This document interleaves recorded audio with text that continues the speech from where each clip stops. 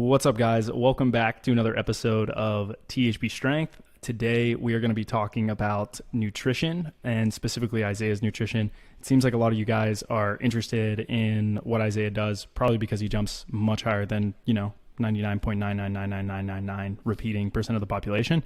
So we're going to talk a little bit about that and just give you guys some insight into what he eats, how he eats. Hunter loves this stuff, and he's really good at it. And if you guys listen to the nutrition Q&A, you definitely heard him speak about it a bit. I also am pretty well versed in it. I wouldn't say I'm at Hunter's level. I haven't read as much research or as many textbooks, but I've taken a number of sports nutrition classes and nutrition classes in my undergrad and in my graduate degree, along with also doing continuing education.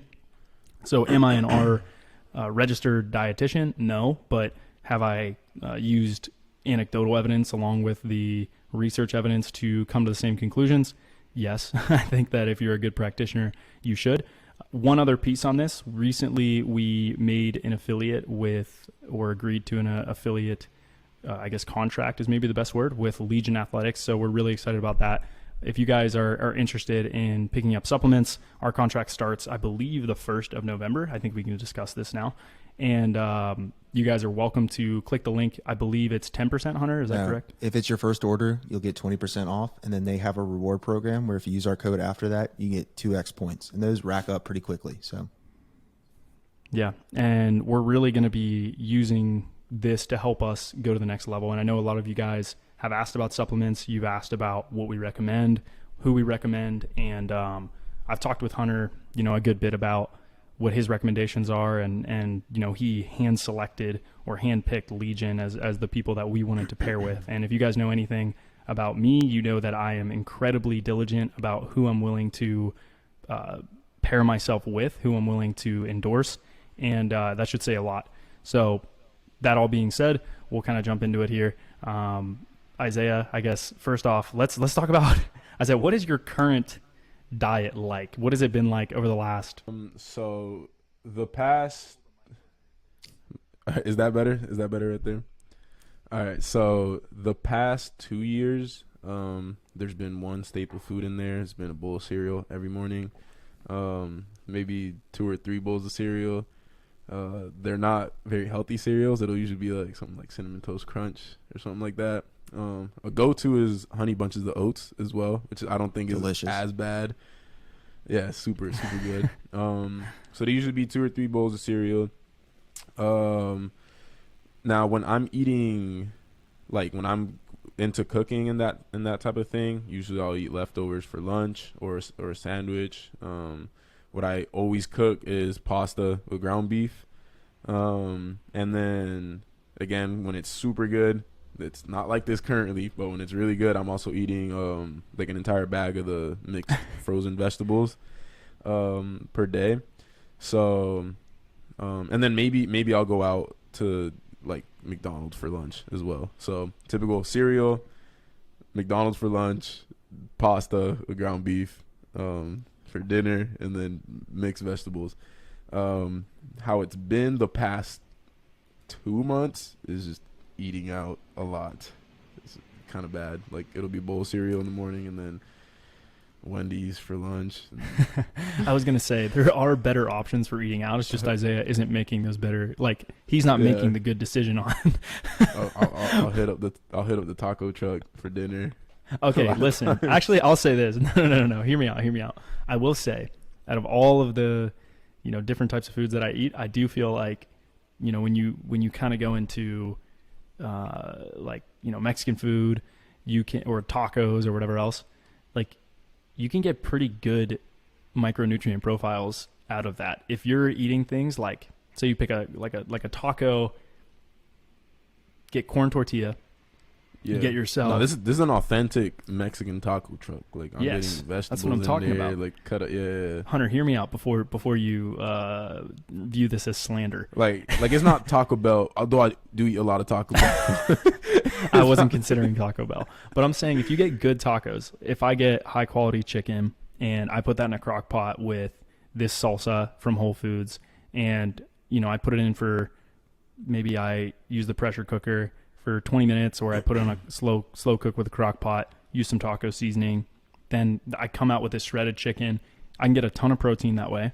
And then on top of that, I can add, let's say it's pico de gallo. Pico de gallo is relatively low sodium intake when you just added a bunch of taco seasoning to your, and salsa to your chicken. But you have the benefit of the micronutrients from things like, I mean, not that these have crazy high micronutrient profiles, but you have peppers in there, you know, a variety of peppers in there. You could at least, you might have tomatoes, you have cucumbers, you have some Onions. of this variety in these vegetables. Onions, yeah, as well. Onions, obviously. So you have all of these vegetables kind of mixed together.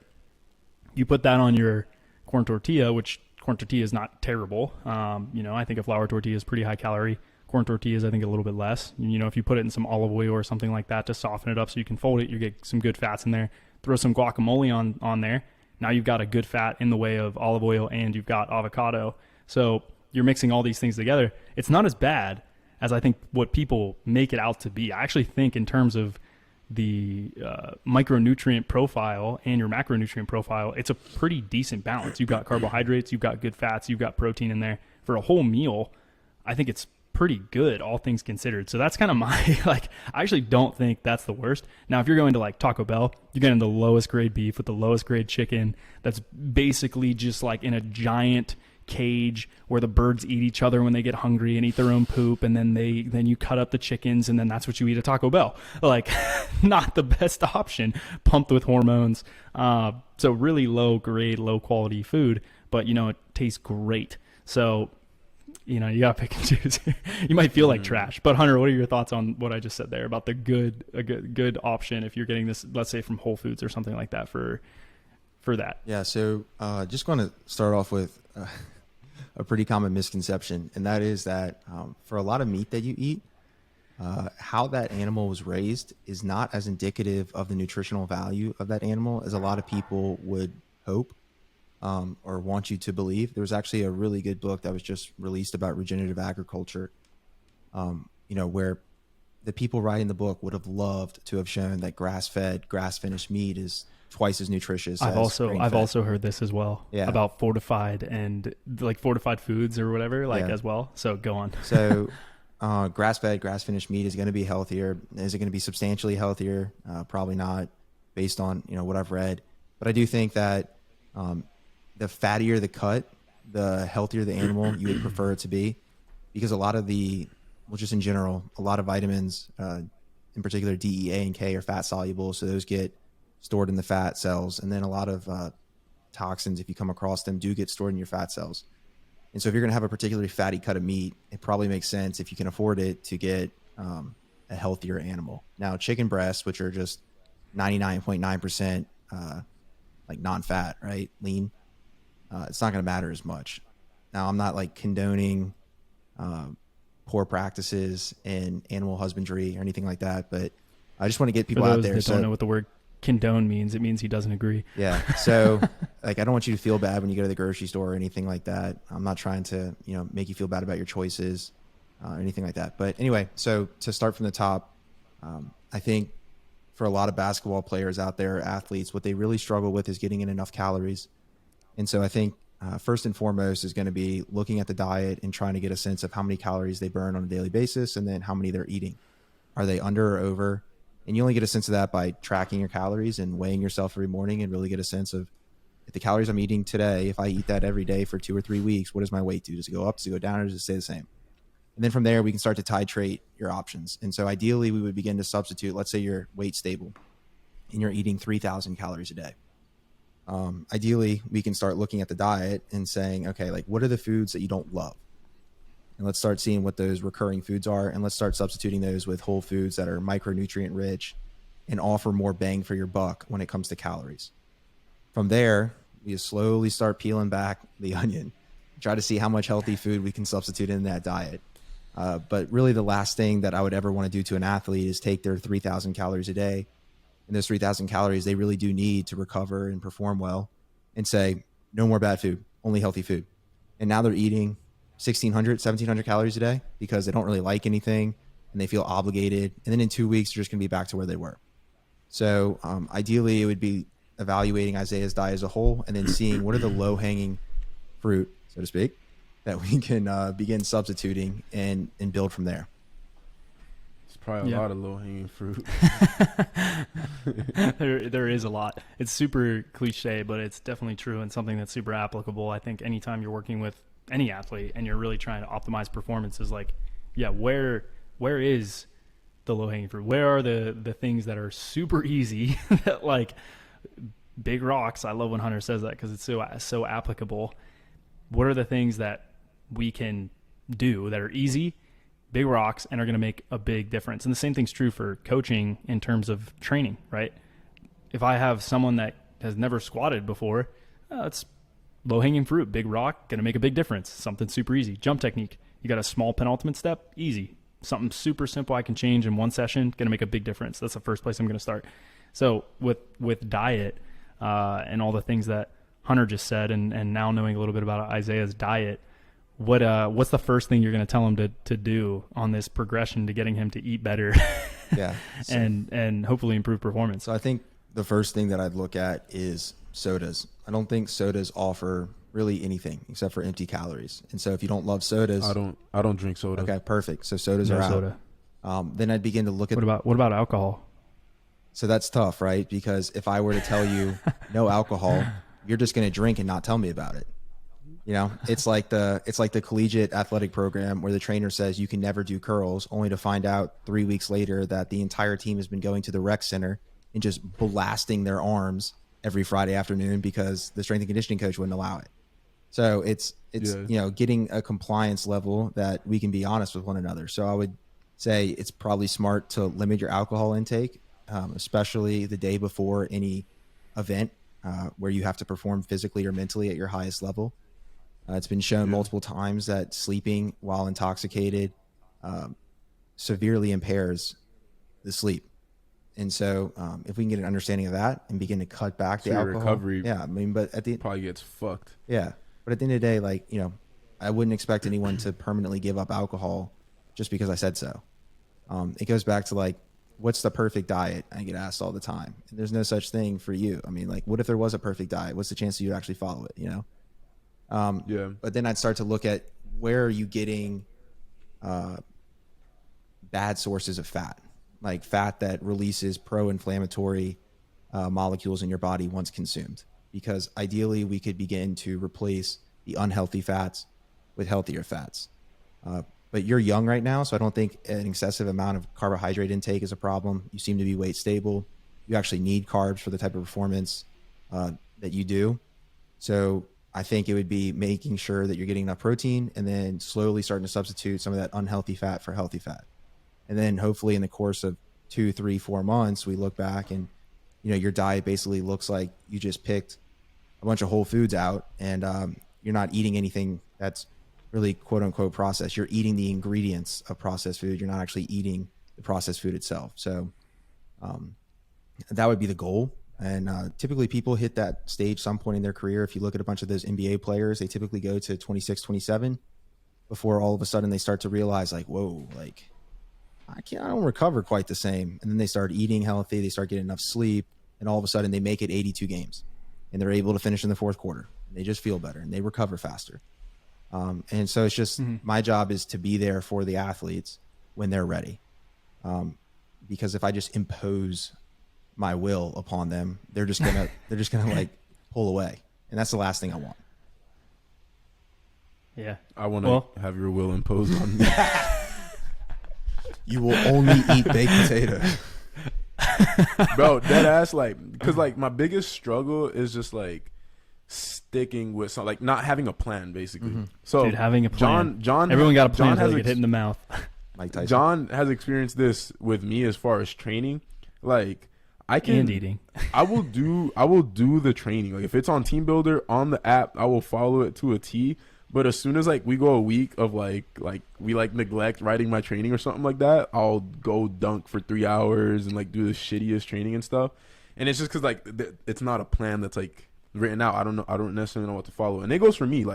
Now, let's say John doesn't program me for a week, I'll go in there and program it for myself because I know if it's not written and in a set order and stuff, I won't do it. And I think that's why I struggle with diet so much is because I don't have a set like a plan that that I'm following. It's just kind of just randomly. It's like if I'm hungry, I'm gonna go do the easiest thing, which is go eat out and like not cook. But if it was like I will dead ass, if you told me to eat like 2 baked potatoes for breakfast, lunch, and dinner, like I wouldn't give a shit. Like I ate pasta every day for like 2 months. Yeah. Yeah. And that's Isaiah, when it comes to compliance, he's good if you tell him exactly what to do. I do feel like, the first question you get when people are like, oh, the easiest thing is just give me a nutrition plan. And it's like, well, there's a lot of logistics that go into that. And also there's some things ethically that go into that too. So that's always tough. Hunter, I don't know what your thoughts have been on that and what your lens is, but I'm always like, I'll give you recommendations as far as like how many grams of protein to take in, how many grams of carbohydrates, how many grams of fat, but I'm not going to tell you what to eat. I will tell you to eat whole foods.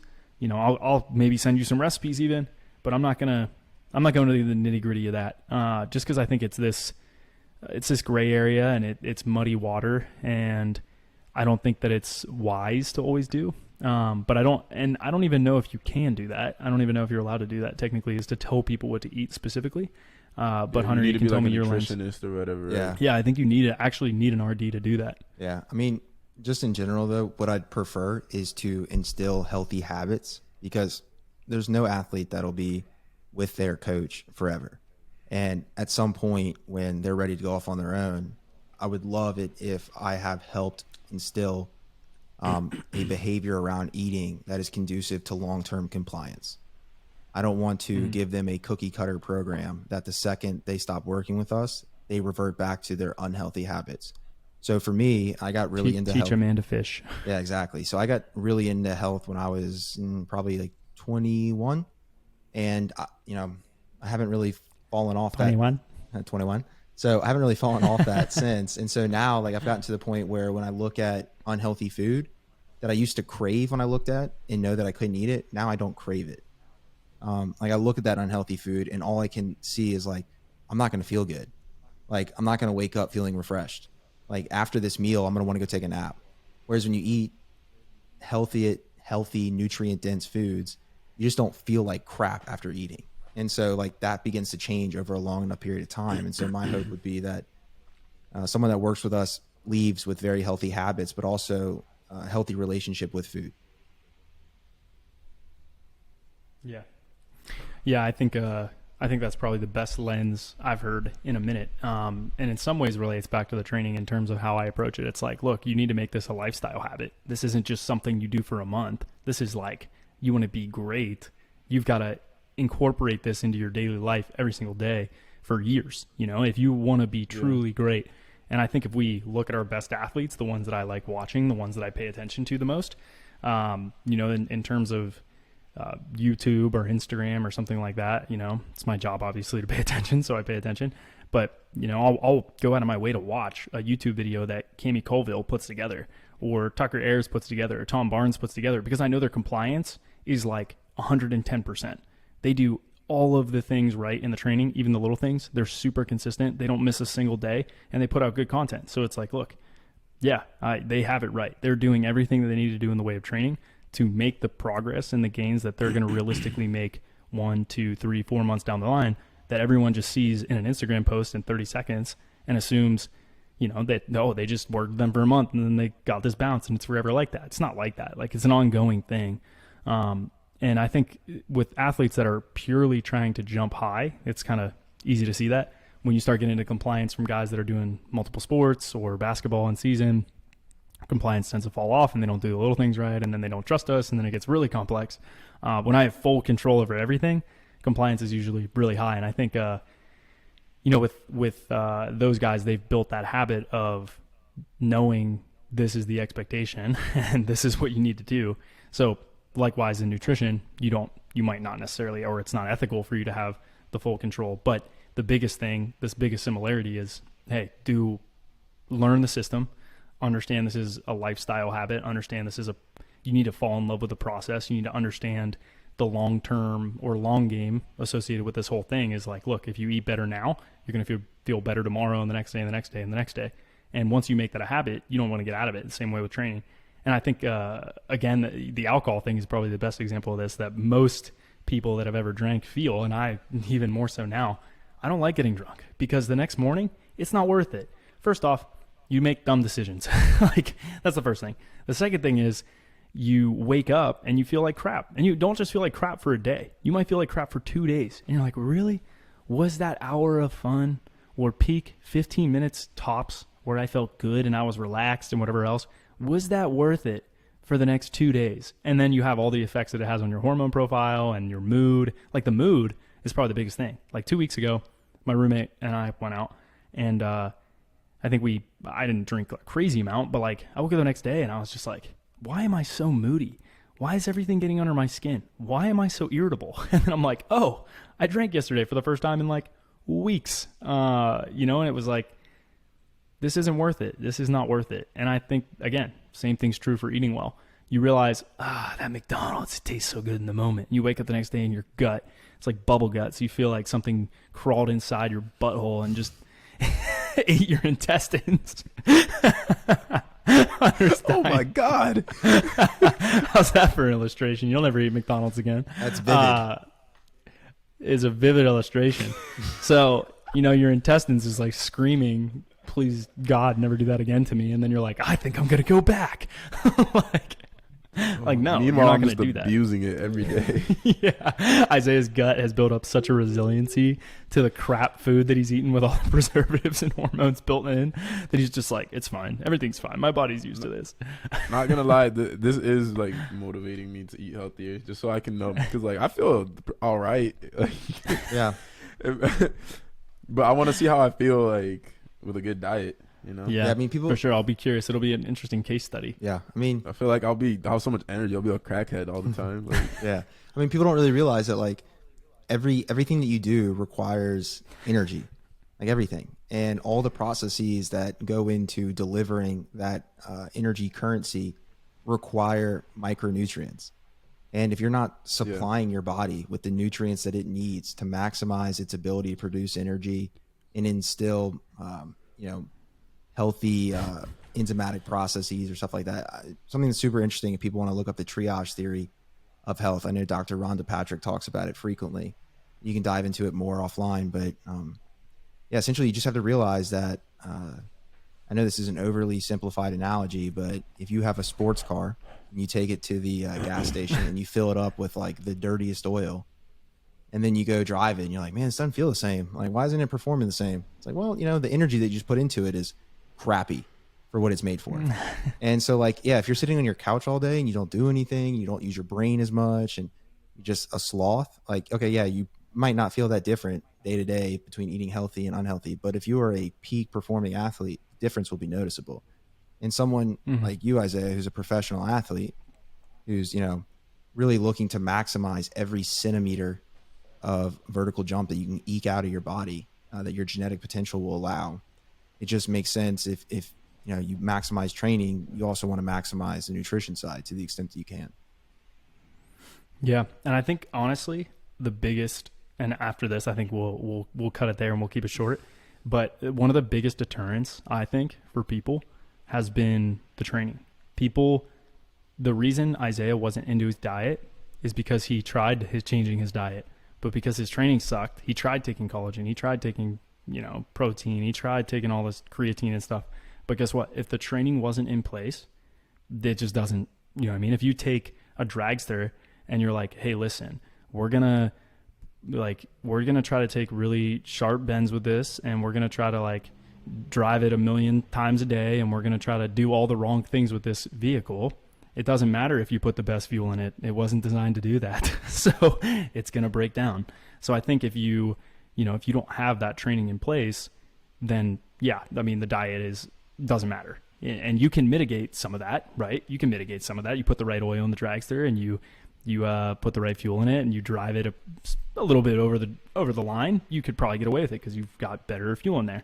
But if you don't have the big rocks, like Hunter says, in place, it's going to be really tough to maximize everything that you can possibly do. So for Isaiah, it was like, freaking diet. My knees hurt anyways. It doesn't matter. It's like, okay, well, now your diet can help you. Now that your training is dialed in, the diet part is the last missing piece. Like this is the thing that like plays a major role, but you got to have, in my opinion, you got to have both those things. I think that's a big deterrent for people is like their training sucks. So for them, eating better has done nothing or didn't help at all. But little asterisk there. That's if you're purely using the diet to maximize your physical potential. Diet in general, though, if you clean it up, will have other effects. John's not saying like if you're not an athlete, eat like crap. That's not what he's saying. He's just saying if you're an athlete looking to maximize your potential and you're eating super healthy, but you never go to the gym or you never like actually try to improve the skill that you're looking to accomplish, the diet's, you're not going to wake up one day and be able to play the piano like Beethoven if you're not practicing, but your diet's on point.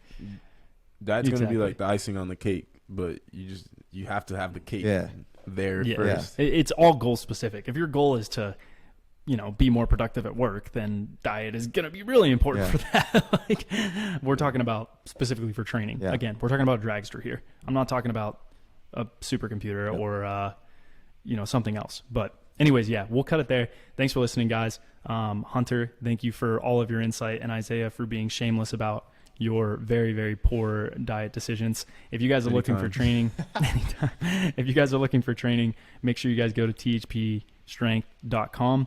We have tons of testimonials there. We have an FAQ page. There's a live chat if you have questions that Hunter usually uses to field a lot of the questions. We are good about answering our DMs now. So we are banging on all 8 cylinders in terms of trying to give you guys the best service along with the best customer service